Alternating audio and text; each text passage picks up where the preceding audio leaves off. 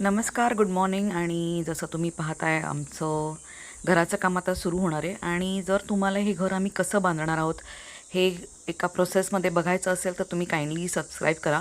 आणि जेव्हा जेव्हा मला जमेल तेव्हा तेव्हा मी व्हिडिओज टाकत जाईन. महालक्ष्मीची जत्रा होती म्हणून ही सगळी माणसं गेलेली आणि त्यासाठी साईट बंद होती. तोपर्यंत आम्ही जेवढी जमवाजमव करू शकलो तेवढं रॉ मटेरियल आणून टाकलेलं आहे. जसं माती आहे, दगड आहे, रेती आहे, खडी आहे. सो हे सगळं आता आम्ही साईटवर अवेलेबल करून दिलं. आणि माती टेस्ट झालेली आहे. त्यांचे जे कॉन्ट्रॅक्टर आहेत त्यांनी येऊन ती टेस्ट केली.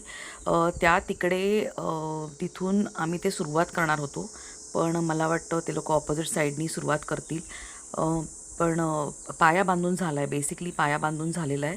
आणि ॲज यू कॅन सी म्हणजे एक्सकवेशन झालेलं आहे. आणि आता ते लोक दगड मातीचं जे बांधकाम आहे ते चालू करणार आहेत. त्यांनी त्यासाठी 2 खड्डे खणले आहेत. एक मला वाटतं 1.5 फुटावर. आपण तिथे जाऊन ते पाहूयाच.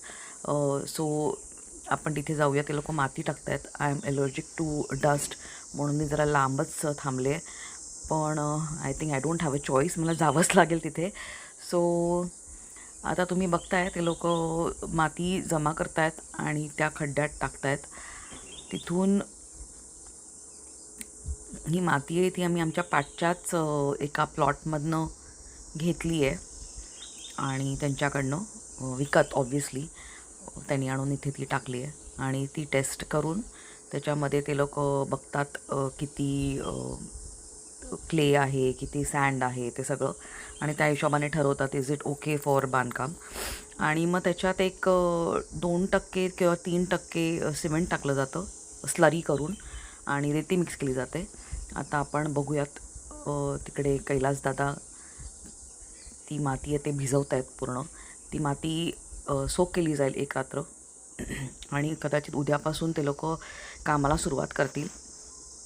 सो तुम्ही पाहताय या खड्ड्यामध्ये कशी हे माती टाकतायत आणि त्याच्यामध्ये आधी पाणी भरण्यात आलं.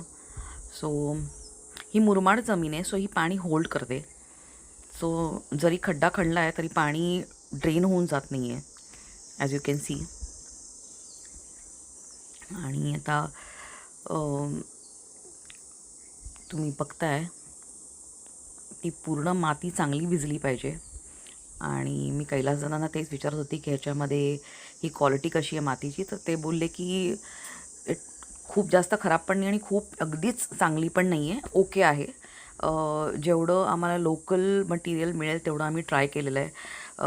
दगडाबरोबर पण तेच झालं. आम्ही दगड जेव्हा ऑर्डर केलेले ते लहान दगड आलेले. सो बेसिकली अशा बांधकामासाठी मोठे दगड लागतात. आणि ते मोठे दगड आम्ही ज्यांच्याकडनं मागवले त्यांनी साईज परफेक्ट दिली, पण quality was not that great. So आधी जे दगड आलेले तिथूनच आम्ही दगड मागवले.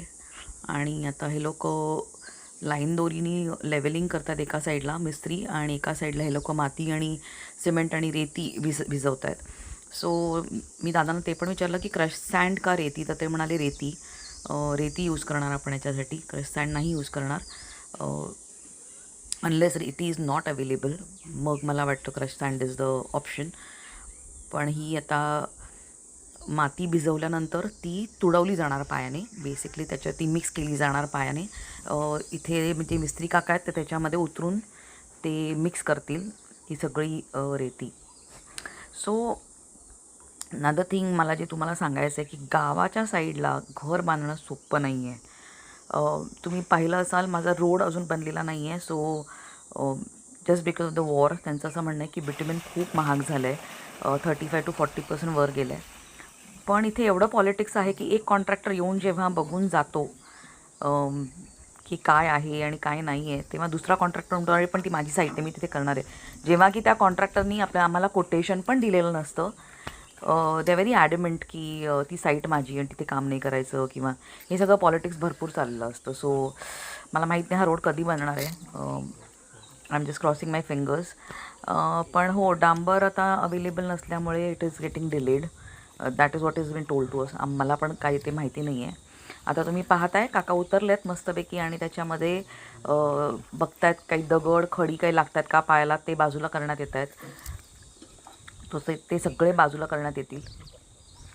आणि दुसरा खड्डा पण रेडी होतो आहे, त्याच्यामध्ये पण सेम प्रोसेस होईल. पाणी टाकलं जाईल आणि मग ते मिक्स केलं जाईल आणि मग ते तुडवलं जाईल. अमरला मस्तपैकी सावलीत जागा मिळालेली आहे. सो यांची कामं अशीच चालू राहतील. आणि प्लीज सबस्क्राईब करायला विसरू नका. तुम्हाला हे घराचं बांधकाम आम्ही स्टेप बाय स्टेप दाखवत राहीन. आणि थँक्यू. इट इज प्लेजर की आम्ही आमचं एक्सपिरियन्स सगळ्यांबरोबर शेअर करू शकतो. So thank you. Bye bye. आणि स्वतःची काळजी घ्या, कुटुंबाची काळजी घ्या, ऑर्गॅनिक खा. बाय. चा